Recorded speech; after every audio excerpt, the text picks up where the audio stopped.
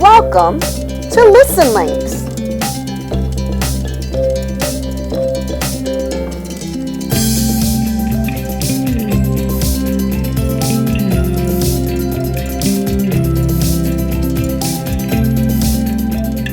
With your special guest reader, Mr. Bruce, Elmer School Principal.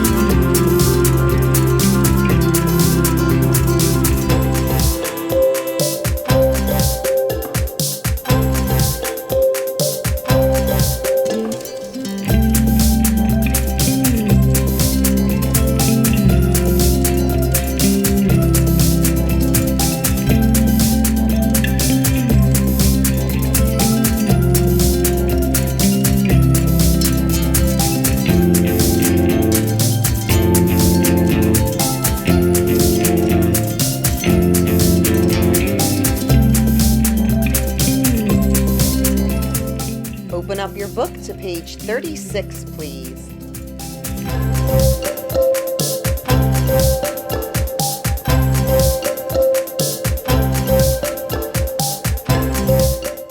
Hi, Olivet School. It's Mr. Bruce coming to you from Elmer School. I'm excited to read one of the chapters from your One Book, One School, Unusual Chickens for the Exceptional Poultry Farmer by Kelly Jones.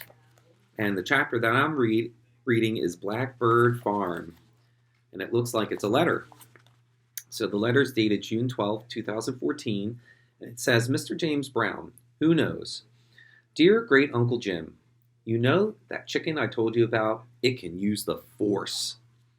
I would worry that you wouldn't believe me, but I think it used to be yours, so you must know already. Besides, you're dead.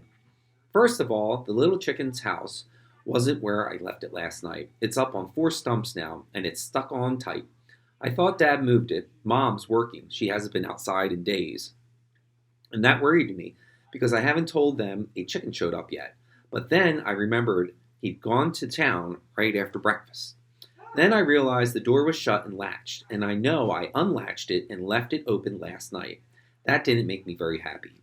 I started looking around for Henrietta, and when I came back around the big junk pile, the door was open. I almost started running it then. Only dumb kids in movies wait around for evil strangers to pick them off. But what about Henrietta? That's what I'm calling her. Hope that's okay. I couldn't leave her behind if there was a stranger danger around. There was a noise from in the little house, kind of a thump, and I froze. Henrietta stuck her head out of the door and hopped down on the ground, balking and cackling and having a huge old chicken conversation. I tried to shush her as quietly as I could and kept my eyes wide open so I could try and grab her if anything moved at all. She walked over to her jam jar and glared at me and balked some more.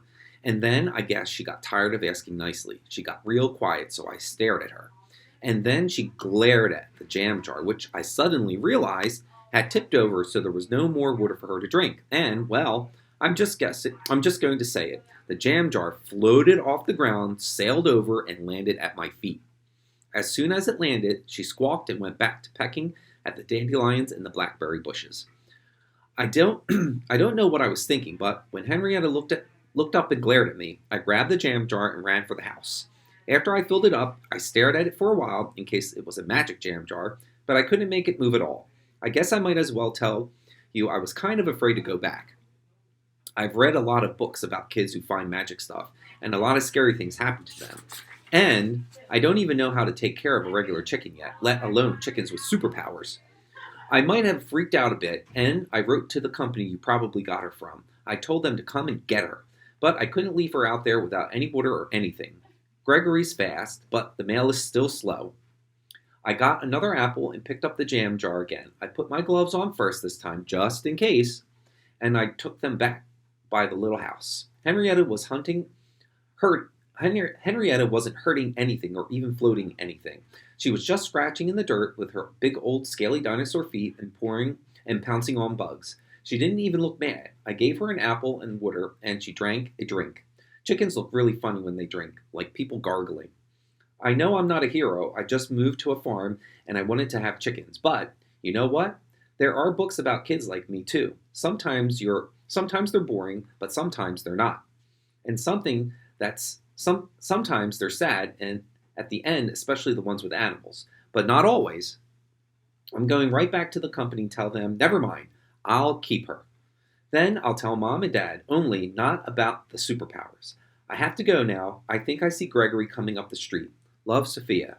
P.S. I wish you could tell me if you have any tips. I'm pretty sure the library won't have any books on what to do next. And then there's another letter typed, Redwood Farm. Send to Sophia at Jim's farm. Sounds like one of Jim's that he got from me. Tell me what happened, X. Don't let anyone take her or give her to anyone. 777, and don't tell anyone no matter what. Sorry, typewriter is broken. Ange. P.S. Be very careful. And all the type print is all off, so as the typewriter is broken. Sounds like an exciting chapter, or was an exciting chapter, and I hope the rest of the story is just as exciting as this chapter was. All right, hope you enjoyed it. Bye for now.